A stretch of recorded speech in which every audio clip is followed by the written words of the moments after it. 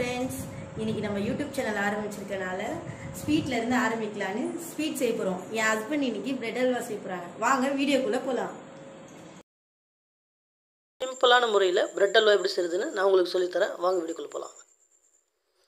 முதல்ல அடுப்பை பற்ற வச்சுக்கோங்க. பற்ற வச்சிட்டிங்களா? அதுக்கப்புறம் பார்த்தீங்கன்னா பட்டை 3 கிராம், ஏலக்காய் 3 கிராம், கிராம்பு 3 கிராம் எடுத்துக்கோங்க. அதுக்கப்புறம் பார்த்தீங்கன்னா கேசரி பவுட்ரு, ஓகேவா, முந்திரி பாதாம் ரெண்டும் எடுத்துக்கோங்க.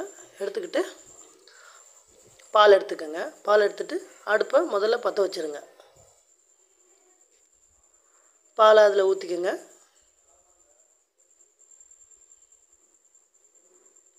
ஊற்றிக்கிட்டிங்களா? அப்படியே ஃபுல்லாக ஊற்றிக்கிட்டு கேசரி பவுட்ரு கலருக்காக கொஞ்சம் போட்டுக்கோங்க. அது இப்போ முதல்ல எடுத்து வச்சோம் இல்லையா, பட்டை கிராம்பு, அது கொஞ்சம் போட்டுக்கோங்க. போட்டுட்டு இப்போ ப்ரெட்டை வறுத்துடலாம். 2 ப்ரெட்டாக போட்டுருங்க.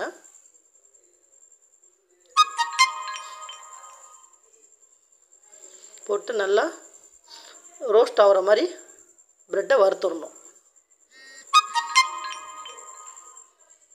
நம்ம அடுப்பு கொஞ்சம் ஸ்லோவாக இருக்குது. ஸ்பீடாக இருந்தால் டக்குன்னு ரோஸ்ட் ஆகிடும். அப்படியே பார்த்து நல்லா பெரட்டி லைட் ரோஸ்ட் இருக்கணும், ரொம்ப தீச்சிடக்கூடாது. எடுத்துகிட்டு போட்டுருங்க 2 ப்ரெட்டாக.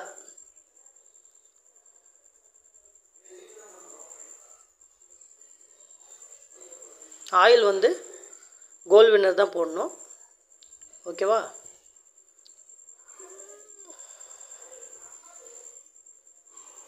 ப்ரெட்டை வறுத்துட்டு எடுத்துக்கிட்டோம். ஆஃப் பண்ணியாச்சு. ஆஃப் பண்ணிவிட்டு சர்க்கரை வந்து 1 கிலோ பவுல் இது, அதில் 1/2 கிலோ சர்க்கரை நம்ம போட்டுக்கலாம்.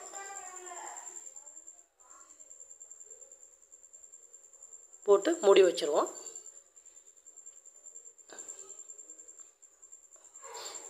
அதுக்கப்புறம் பார்த்திங்கன்னா தண்ணி கொஞ்சம் ஆட் பண்ணிக்கணும்.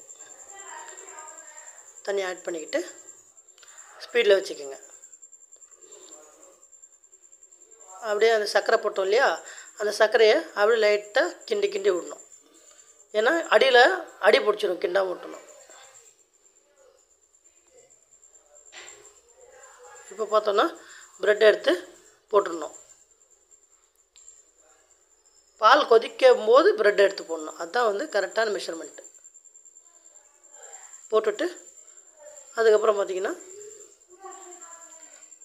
அடுப்பை ஆஃப் பண்ணிவிடுங்க. ஆஃப் பண்ணிவிட்டு ப்ரெஸ் பண்ணுங்கள். நல்லா ப்ரெஸ் பண்ணிவிட்டு ப்ரெஸ் பண்ணப்போனா வந்து ப்ரெட்டில் வந்து அந்த பால் வந்து அப்படியே ஊறிடும். ஊறிட்ட பிறகு நல்லா ப்ரெஸ் பண்ணணும். நல்லா ப்ரெஸ் பண்ணிவிட்டு அதுக்கப்புறம் பார்த்திங்கன்னா நம்ம முதல்ல காட்டினோம் இல்லையா,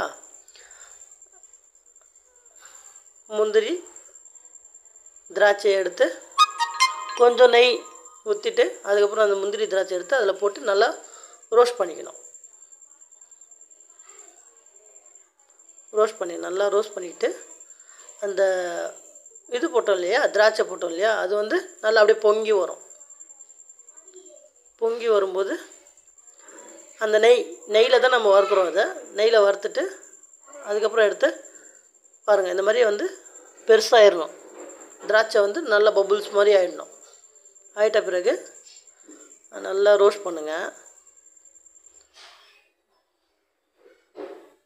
ரோஸ்ட் பண்ணிக்கிட்டு அதுக்கப்புறம் லாஸ்ட்டாக எடுத்து அந்த பிரெட் அல்வா செஞ்சோம் இல்லையா, அதில் நீங்கள் ஆட் பண்ணிக்கோங்க.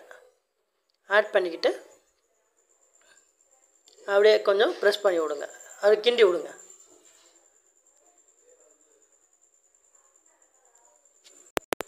அப்படி கிண்டிக்கிட்டே இருந்தோம். அதுக்கப்புறம் வச்சு இது நம்ம செக்கிங்க்கு கொடுக்கலாம்.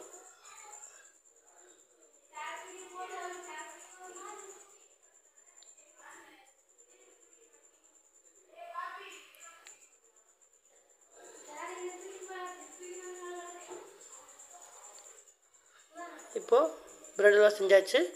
இதுக்கப்புறம் எங்கள் வீடியோவை லைக் பண்ணுங்கள், ஷேர் பண்ணுங்கள், கமெண்ட் பண்ணுங்கள். கண்டிப்பாக